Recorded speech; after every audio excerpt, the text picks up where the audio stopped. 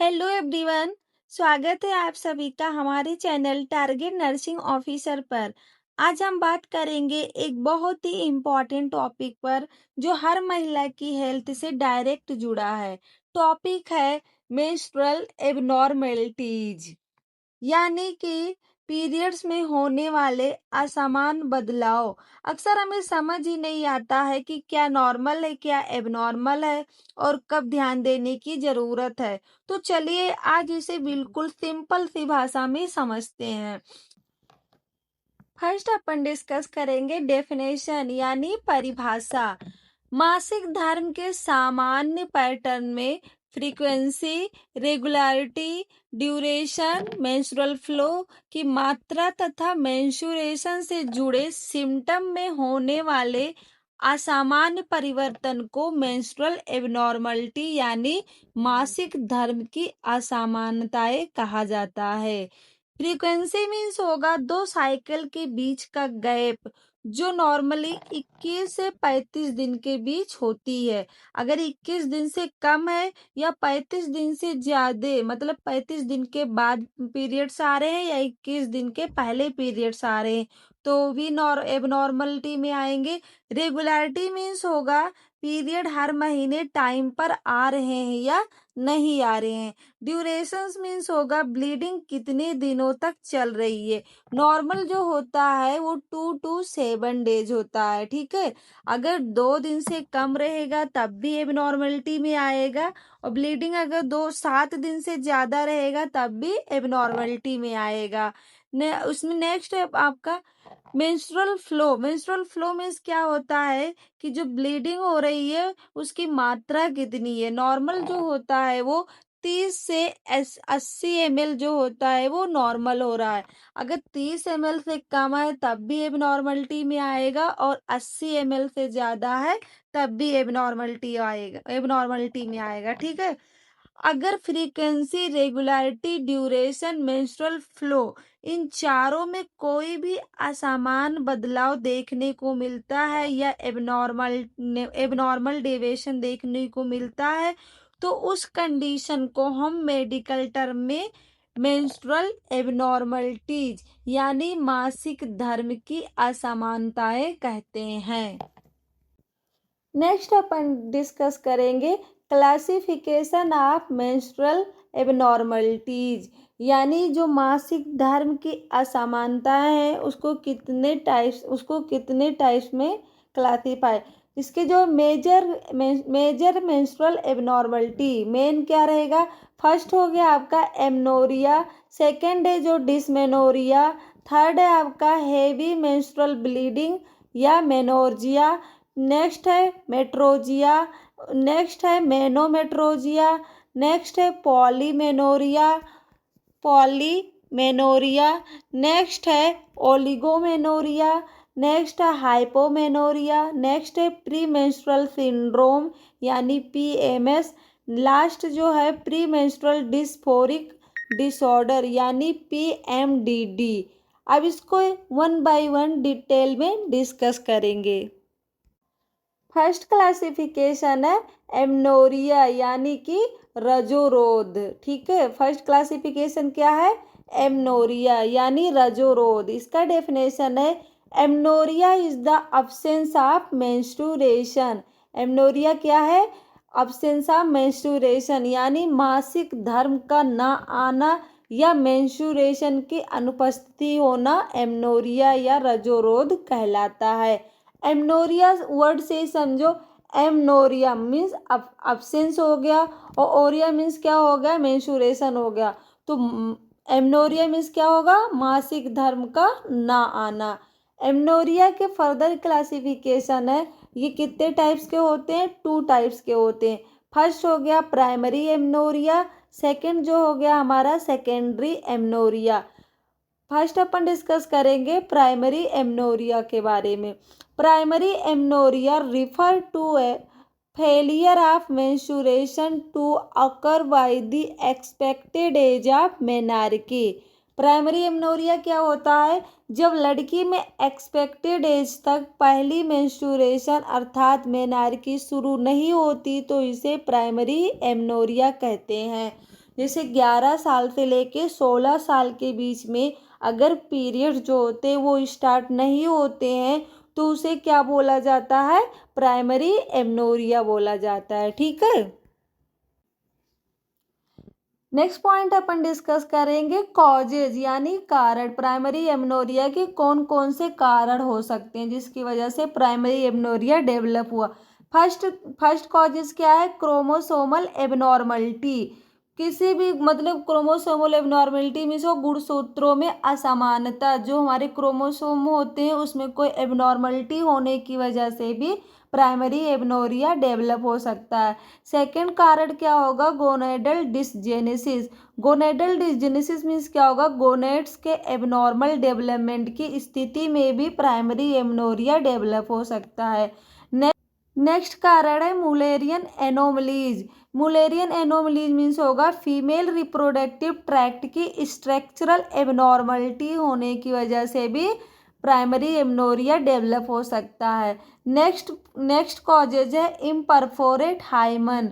Imperforate hymen means क्या होगा, hymen में ओपनिंग ना होने की स्थिति में भी प्राइमरी एमनोरिया डेवलप हो सकता है। नेक्स्ट है hypothalamic disorder. Hypothalamic disorder means होगा हाइपोथैलेमिस से रिलेटेड कोई डिसऑर्डर होगा, उसकी वजह से भी क्या होगा, प्राइमरी एमनोरिया डेवलप हो सकता है। नेक्स्ट कॉजेज है पिट्यूटरी डिसऑर्डर। पिट्यूटरी ग्लैंड से रिलेटेड कोई डिसऑर्डर होगा, नहीं तो ओवरियन। नेक्स्ट है ovarian disorder, thyroid disorder, severe under nutrition. अत्यधिक कुपोषण या पर्याप्त न्यूट्रिशन ना मिलने से भी प्राइमरी एमनोरिया देखने को मिल सकता है। लास्ट है एक्सेसिव एक्सरसाइज। अत्यधिक फिजिकल एक्सरसाइज करने से भी प्राइमरी एमनोरिया देखने को मिल सकता है। तो ये सब थे कॉजेज, प्राइमरी एमनोरिया के कॉजेज। सेकेंड अपन डिस्कस करेंगे सेकेंडरी एमनोरिया, जिसको हिंदी में बोलते हैं द्वितीयक रजोरोध। ठीक है। सेकेंड क्या है, सेकेंडरी एमनोरिया है। Secondary amenorrhoea occurs when menstruation stop after it has previously occurred. Secondary amenorrhoea क्या होता है, जब महिला को पहले पीरियड आते थे लेकिन बाद में मेंस्ट्रुएशन क्या हो गया है, स्टॉप हो गया, बंद हो जाता है, तो इसे क्या बोलते हैं, सेकेंडरी एमनोरिया बोलते हैं। ठीक है। प्राइमरी में क्या हुआ था कि उनको मतलब जो लड़की थी या महिला थी उसको कभी मेंस्ट्रुएशन आया ही नहीं, जो उसका रिप्रोडक्टिव एज होता है यानी 11 साल से 16 साल के एज में उसको पीरियड्स ही नहीं आया, तो उसको प्राइमरी एमनोरिया बोलते हैं। लेकिन जो सेकेंडरी एमनोरिया होता है इसमें क्या होता है कि महिला जो होती है उसको पहले पीरियड्स आते थे लेकिन बाद में क्या हुआ, पीरियड्स नहीं आ रहे हैं, पीरियड्स स्टॉप हो गया है, तो उसे क्या बोलते हैं, सेकेंडरी एमनोरिया बोलते हैं।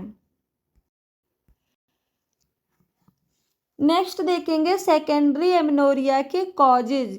कौन कौन से कॉजेज हो सकते हैं जिससे सेकेंडरी एमनोरिया देखने को मिलेंगे। फर्स्ट कॉजेज क्या होगा, प्रेगनेंसी। अगर प्रेगनेंसी है तब वहाँ पे आपको एमनोरिया, सेकेंडरी एमनोरिया देखने को मिलेगा। लैक्टेशन हो गया, लैक्टेशन यानी स्तनपान के दौरान मेंस्ट्रुएशन जो है वो रुक जाता है या रुक के थोड़ा लेट में आता है। नेक्स्ट है मेनोपॉज। मेनोपॉज मीन्स क्या होता है कि जो मेंस्ट्रुएशन होता है वो परमानेंटली स्टॉप हो जाता है। नेक्स्ट है पॉलीसिस्टिक ओवेरियन सिंड्रोम, PCOS हो गया। PCOS के कारण मेंस्ट्रुअल साइकिल जो होता है वो इरेगुलर या अब्सेंट हो सकता है। नेक्स्ट है हाइपर प्रोलैक्टिनिमिया। इसमें क्या होगा, प्रोलैक्टिन हार्मोन जो होता है वो बढ़ जाता है, उसकी वजह से भी क्या होगा, सेकेंडरी एमनोरिया देखने को मिलेगा। नेक्स्ट जो है थायराइड डिसऑर्डर। अगर कोई थायराइड ग्लैंड की समस्या है या प्रॉब्लम है तो उसमें भी आपको सेकेंडरी एमनोरिया देखने को मिलेगा। सीवियर स्ट्रेस हो गया, अत्यधिक मानसिक तनाव से भी देखने को मिल सकता है। एक्सेसिव एक्सरसाइज से भी हो सकता है। सिग्निफिकेंट वेट लॉस, शरीर की वजन में काफ़ी कमी होना, उससे भी हाइपोथैलेमिक डिसऑर्डर हो गया, पिट्यूटरी डिसऑर्डर हो गया। नेक्स्ट है आपका ओवरियन डिसफंक्शन, ओवरी की जो ओवरी में कोई एबनॉर्मलिटी होने की वजह से भी क्या होगा, आपका सेकेंडरी एमनोरिया देखने को मिल सकता है। नर्सिंग पॉइंट में याद रखना, pregnancy should be rule out first in A reproductive age women presenting with secondary amenorrhoea. Reproductive age की महिला में सेकेंडरी एमनोरिया होने का सबसे पहले प्रेगनेंसी को रूल आउट करना चाहिए। ठीक है, तो ये थे कि आपके एमनोरिया, एमनोरिया जो होते हैं उसमें अब्सेंस ऑफ मेंस्ट्रुएशन हो गया। ये 2 टाइप्स के होते हैं, प्राइमरी हो गया एंड सेकेंडरी हो गया। प्राइमरी जो होता है वो रिप्रोडक्टिव एज में मेंस्ट्रुएशन आता ही नहीं है कभी। सेकेंडरी जो होता है उसको पहले मेंस्ट्रुएशन आता है लेकिन बाद में क्या होता है, वो स्टॉप हो जाता है, तो उसे कहते हैं secondary amenorrhoea. Next abnormality discuss करेंगे, डिसमेनोरिया। डिस वर्ड से क्या होगा, डिफिकल्टी यानी कि प्रॉब्लम हो गया। ठीक है, तो डिसमेनोरिया मीन्स क्या होगा, डिसमेनोरिया इज पेनफुल मेंस्ट्रुएशन। ठीक है, मासिक धर्म के दौरान होने वाले दर्द को डिसमेनोरिया कहते हैं। अगर पीरियड आया है और उस पीरियड में आपको दर्द हो रहा बहुत ज्यादा तो उसको क्या बोलेंगे, डिसमेनोरिया बोलेंगे। टाइप्स एंड क्लासिफिकेशन, डिसमेनोरिया कितने टाइप्स के होते हैं। फर्स्ट जो होगा प्राइमरी डिसमेनोरिया हो गया, सेकंड जो है आपका सेकेंडरी डिसमेनोरिया हो गया। फर्स्ट अपन डिस्कस करेंगे प्राइमरी डिसमेनोरिया को। Primary dysmenorrhea is painful menstruation occurring without an identifiable pelvic pathology. जब पेल्विक ऑर्गन्स में कोई डिजीज या पैथोलॉजी नहीं होती है तो मेंस्ट्रुएशन के दौरान पेन होता है तो इसे क्या बोलते हैं, प्राइमरी डिसमेनोरिया बोलते हैं। ठीक है, सिंपल सा है कि क्या है प्राइमरी डिसमेनोरिया, क्या है कि पेल्विक ऑर्गन में कोई डिजीज नहीं है, कोई पैथोलॉजी प्रॉब्लम नहीं है, फिर भी क्या हो रहा है, पीरियड्स में दर्द हो रहा है तो उसे क्या कहेंगे, प्राइमरी डिसमेनोरिया कहेंगे। प्राइमरी डिसमेनोरिया के पैथोफिजियोलॉजी देखते हैं, रोग जनक। इंक्रीज प्रोस्टाग्लैंडिन, इसमें क्या होगा, प्रोस्टाग्लैंडिन इंक्रीज होगी।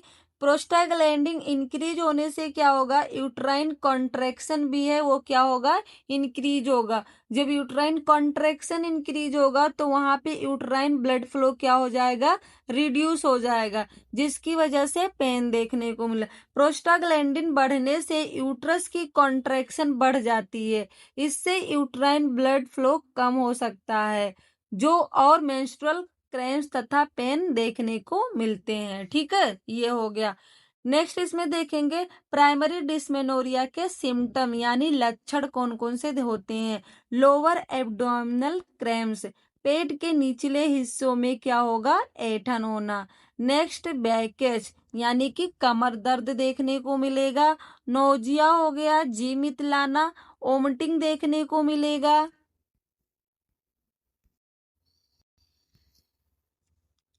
हेडेक देखने को मिलेगा, सर दर्द हो गया, डायरिया देखने को मिलेगा, फाइटिक हो गया जिसको थकान बोलते हैं, एंड वीकनेस देखने को मिलेगा। तो ये सब थे प्राइमरी डिसमेनोरिया के लक्षण।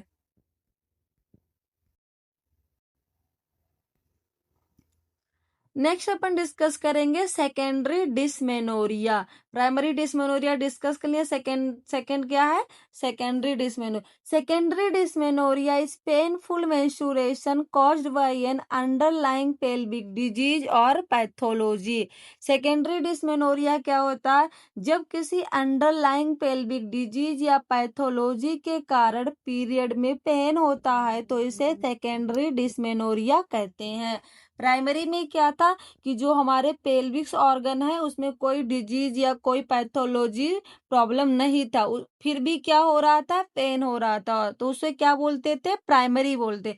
इस सेकेंडरी में क्या है कि जो हमारे पेल्विक्स है उसमें कोई डिजीज है या पैथोलॉजी के कारण पीरियड्स में पेन होता है तो इसे क्या बोलते हैं, सेकेंडरी डिसमेनोरिया बोलते हैं।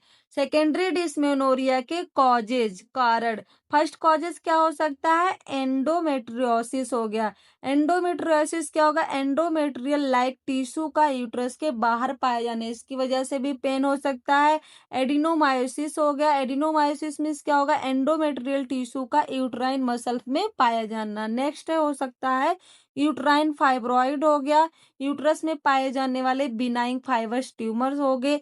नहीं, पेल्विक इन्फ्लामेटरी डिजीज की वजह से भी क्या हो सकता है, सेकेंडरी डिस्मेनोरिया देखने को मिल सकते हैं। नेक्स्ट एबनॉर्मलिटी है हेवी मेंस्ट्रुअल ब्लीडिंग या मेनोर्जिया। क्या होगा, अत्यधिक मासिक रक्तस्राव। ठीक है, नेक्स्ट एबनॉर्मलिटी क्या देखने को मिलेगा, अत्यधिक मासिक रक्तस्राव। इसका डेफिनेशन क्या है, heavy menstrual bleeding is menstrual bleeding that is excessive or significantly interferes with a women's physical, social or emotional quality of life। जब मेंस्ट्रुअल ब्लीडिंग बहुत अधिक हो या ब्लीडिंग के कारण महिला की फिजिकल, सोशल या इमोशनल क्वालिटी ऑफ लाइफ प्रभावित होने लगे तो इसे हेवी मेंस्ट्रुअल ब्लीडिंग HMB कहते हैं, या उसे मेनोर्जिया भी कहा जाता है। सिंपल सा है, हेवी मेंस्ट्रुअल ब्लीडिंग या मेनोर्जिया किसे कहते हैं, तो menstrual bleeding, heavy menstrual bleeding मतलब बहुत ज्यादा ब्लीडिंग के मतलब पीरियड्स के समय बहुत ज्यादा ब्लीडिंग होना, उसे क्या बोलेंगे, मेनोर्जिया बोला जाएगा। नेक्स्ट है साइन एंड सिम्टम्स ऑफ मेनोर्जिया। मेनोर्जिया के लक्षण क्या क्या, फर्स्ट साइन सिम्टम देखने को मिले excessive menstrual flow. Excessive menstrual flow में क्या होगा, बहुत अधिक ब्लड फ्लो होना। प्रोलॉन्ग्ड ब्लीडिंग यानी लंबे समय तक ब्लीडिंग होना। फ्रीक्वेंट पैड चेंजिंग, बार बार पैड बदलने की आवश्यकता होती है। लार्ज ब्लड क्लॉट, मतलब जो ब्लड क्लॉट होते हैं वो बड़े बड़े अमाउंट, बड़े बड़े उसमें आते हैं। वीकनेस देखने को मिलेगा। फैटिक, फैटिक का हिंदी क्या होगा, अत्यधिक थकान देखने को मिलेगा। डिजीनेस देखने को मिलेगा यानी कि चक्कर आना हो गया। पैलर, त्वचा जो होगा या कंजक्टिवा जो होगा वो पीला या फीका दिखाई देने लगेगा। ब्रीथलेसनेस देखने को मिलेगा, सांस फूलना। कॉम्प्लिकेशन क्या हो सकता है, एक्सेसिव ब्लड लॉस में lead to iron deficiency anaemia.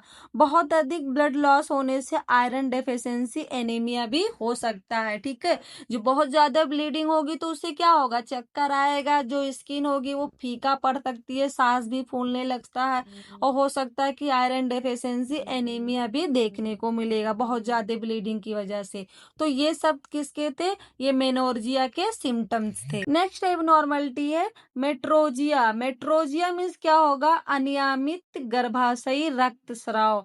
इसका डेफिनेशन क्या होगा, metrorrhagia is uterine bleeding occurring at irregular interval especially between expected menstrual period. दो एक्सपेक्टेड पीरियड के बीच इरेगुलर ब्लीडिंग या स्पॉटिंग होने को मेट्रोजिया कहते हैं। जैसे दो एक्सपेक्टेड पीरियड्स का टाइम होता है, रेगुलर टाइम होता है ना, उसके बीच या पहले ही आ जाए तो उसको क्या बोलेंगे, इरेगुलर ब्लीडिंग या स्पॉटिंग होगा तो उसको क्या बोलेंगे, मेट्रोजिया बोलेंगे।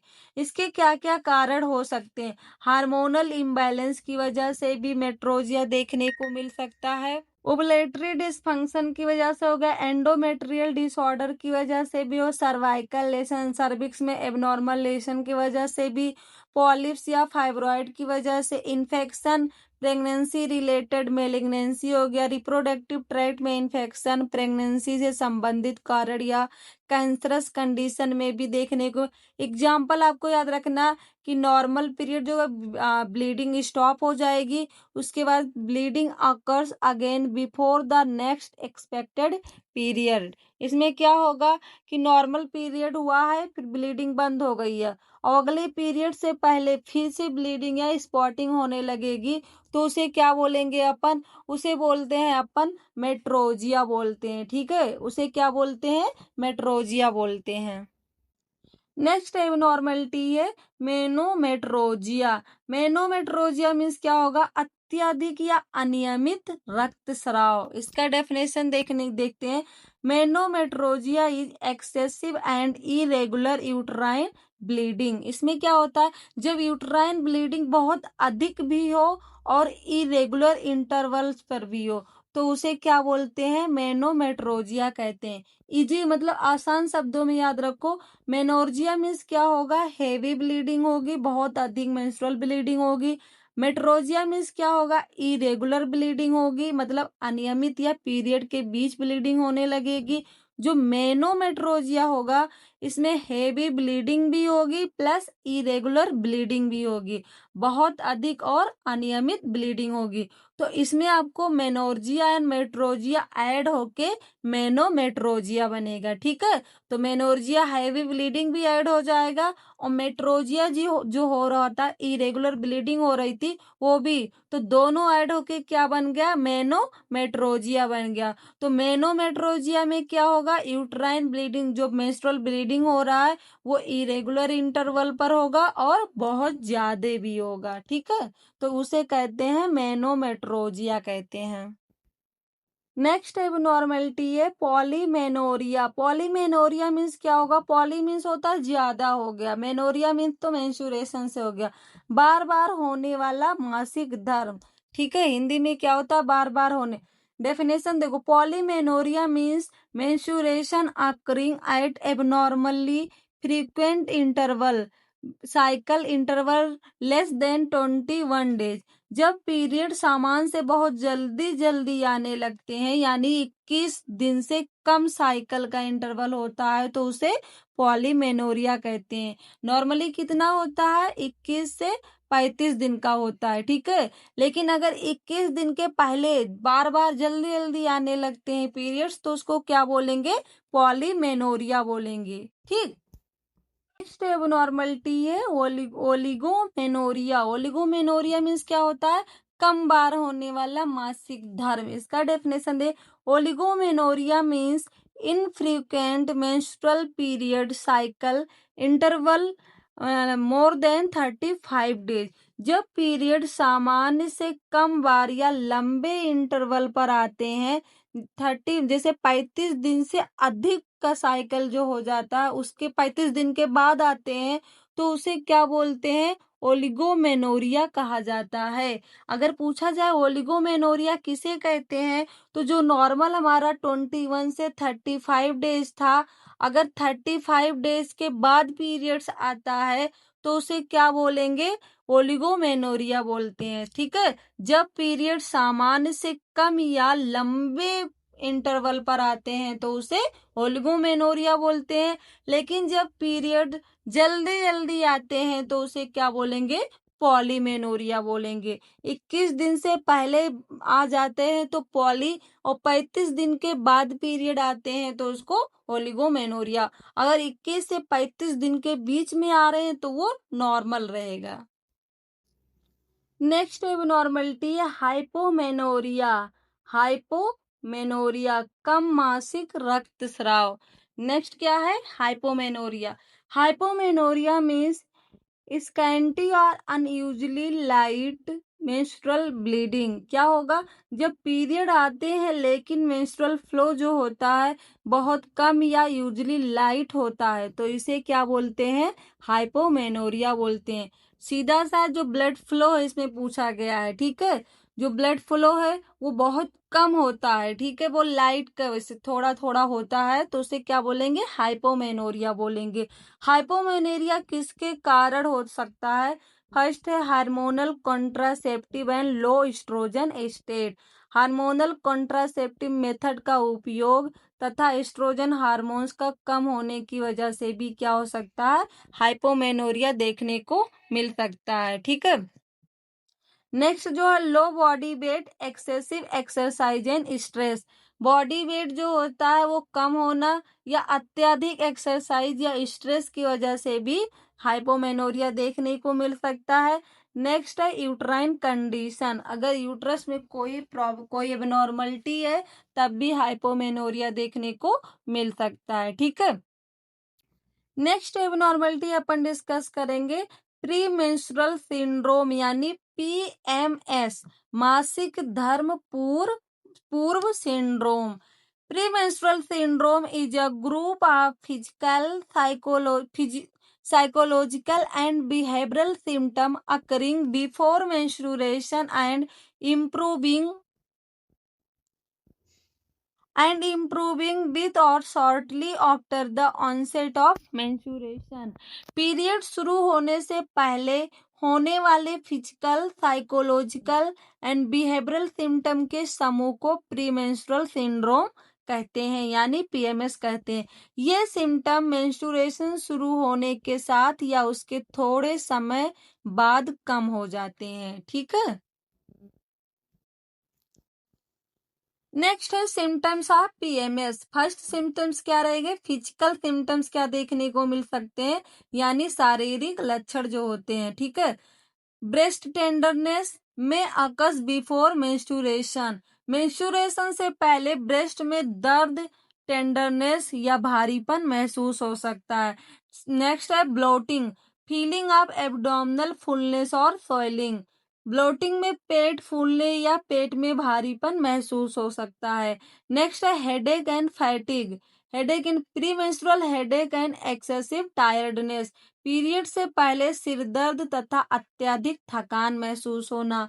Acne, oedema and appetite, hormonal acne, fluid accumulation oedema या इंक्रीज एपेटाइट, मुहासे, टिश्यू में फ्लूइड जमा होने से सूजन तथा भूख भी बढ़ सकता है PMS में। ठीक है। नेक्स्ट सिम्टम जो होंगे ये थे आपके फिजिकल सिम्टम्स हो गए। सेकेंड जो हो गए साइकोलॉजिकल सिम्टम यानी मानसिक एवं भावनात्मक लक्षण। इसमें क्या होता है? इरिटेबिलिटी एंड मूड स्विंग हो गया, increase tendency to become annoyed, rapid mood changes, चिड़चिड़ापन, जल्दी गुस्सा आना तथा मूड में बार बार बदलाव आएगा पीरियड्स आने से पहले। Next anxiety and depress mood, excessive worry, nervousness, feeling sad और लो, अत्यधिक चिंता, बेचैनी, घबराहट तथा उदास या लो महसूस होना पीरियड्स आने के पहले ये सिम्टम देखने को मिलेंगे। नेक्स्ट है poor concentration, difficulty in maintaining attention, किसी काम या पढ़ाई पर ध्यान लगाने में कठिनाई होगी। ये सब सिम्टम जो किसके थे? PMS के थे यानी पीरियड्स आने के पहले के सिम्टम। ये उसके मतलब पीरियड आएगा या आने के बाद क्या होगा, ये सारे सिम्टम्स ठीक हो जाते हैं अपने आप। ठीक है। तो आज की हमारी क्लास में हमने मेंस्ट्रुअल एबनॉर्मलिटीज के डेफिनेशन और क्लासिफिकेशन को डिटेल में समझा। इसके आगे असेसमेंट और मैनेजमेंट हम अपनी नेक्स्ट क्लास में डिस्कस करेंगे। अगर आपको ये क्लास हेल्पफुल लगी हो तो वीडियो को लाइक करें, चैनल को सब्सक्राइब करें और अपने फ्रेंड्स के साथ भी जरूर शेयर करें। Thank you everyone. मिलते हैं नेक्स्ट क्लास में।